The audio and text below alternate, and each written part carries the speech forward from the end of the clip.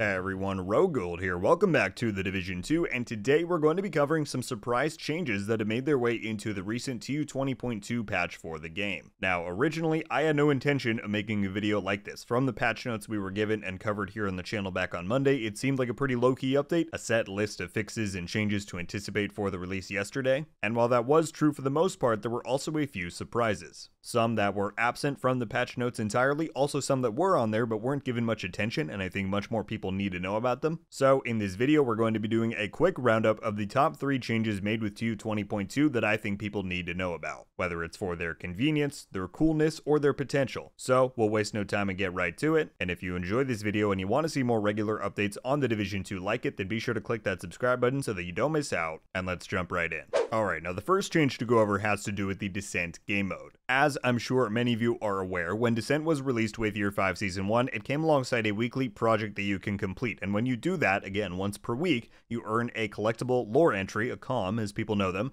that goes into your progression tab, and those have given us a lot of cool insights into the story throughout Year 5. Well, when TU20 released back in early February, that system was bugged. It was broken. You could do the weekly project, but it was no longer granting you that one comm per week. And given that the total amount of comms was 52 for an entire year's worth of releases, the fact that we were now 6-7 weeks into the season and we had not gotten any yet, a lot of players were concerned that we were going to fall way behind on that schedule of getting those lore entries. We knew on the patch notes that they were fixing the issue of the comms not dropping, meaning that you could then go in and resume collection of those comms, but players did not know how it was going to work with the fact that we were now 7 weeks behind, right? Well, I am pleased to report that there is a Descent comms grant that is currently going on right now. At least that's what it appears to be. I'll show it on screen here, but we did our weekly Descent run on the stream of the new update yesterday, and upon completion of the weekly project and defeating the Nemesis, I backed out to find that I had been granted 7 comms in total, one for each week that the season has been live, and since we have not been able to claim those new ones. Now, unfortunately, I cannot tell you how the specific mechanics of this grant work. I was all up to date on the amount of comms that I had up until this bug was fixed. I do not know if you need to be at the capacity prior to be given the 7, like if you only have, let's say, 20 out of the 52 comms and you were to do the Nemesis run this week, would you be granted 7? Would they be the new ones? Would they be 7 old ones? Would you only get 1? I unfortunately cannot tell you. But for those of you who are very invested in these Descent comms and who are awaiting the fix, just know that it is now fixed, and for at least this first week, and at least for some of you, you will be granted the 7 comms that we missed for the previous weeks that we were unable to obtain them since Project Resolve and TU20 went live.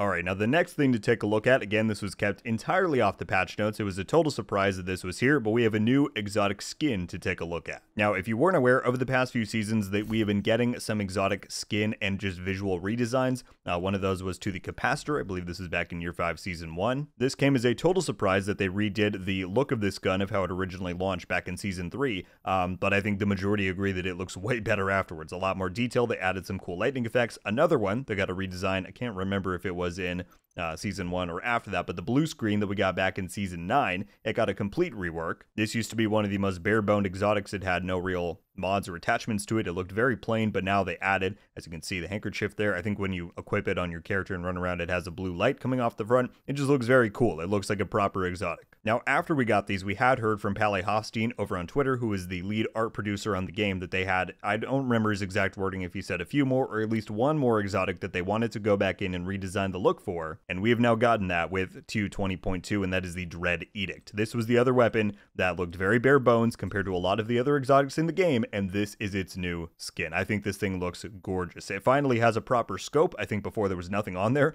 and you just scoped into nothing when you use the gun. They have also added a lot of just ornamental design on the chassis there. You can see all of the gold trimmings, whether it's on the mag, on the barrel, on the stock back there. You gotta look at, it's hard to zoom into it, but you gotta look at a cool skull in the little hollowed out part there. It just looks super neat. I also like how the scope almost looks like an eyeglass, a spyglass. That's the word I was looking for. But yeah, the overall skin on this thing looks awesome, and it now looks like a proper exotic again, just like the blue screen. Even though they launched very bare bones looking, I think they've now gone in, done them justice, because they look quite cool. And I do appreciate them doing this because this stuff really doesn't help them out in any way, right? These aren't new weapons, they aren't things that players are chasing, but I think they knew that these didn't get the proper amount of love and attention they needed back in the day. So I think it shows that the people working on the game care about the little stuff, they care about the detail. So I think this new redesign that the Dread Edict has gotten is quite awesome, and it's a very cool addition.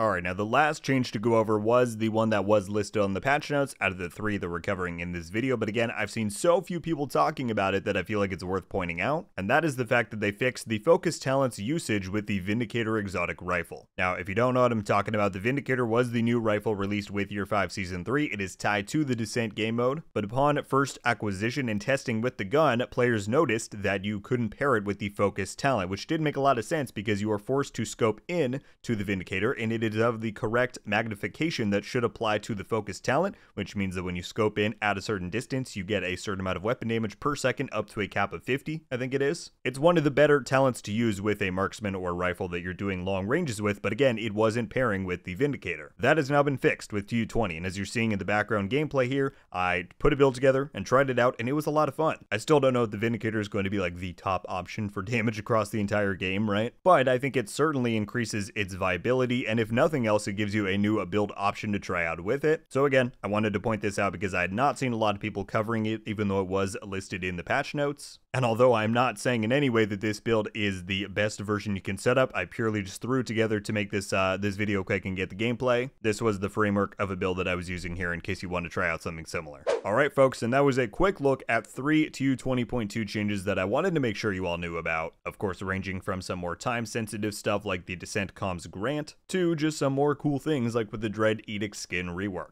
Across the board, anytime there's important things that fly under the radar, I feel compelled to share it with you all, so I very much hope you enjoyed and found this helpful. Whatever your thoughts are after seeing these, please do share any and everything down below in the comments. I look forward to hearing whatever you all have to say. That is going to do it for me today, though, everybody. Thank you all so much for watching. I'll see you in the next one. RogueGold. Ow.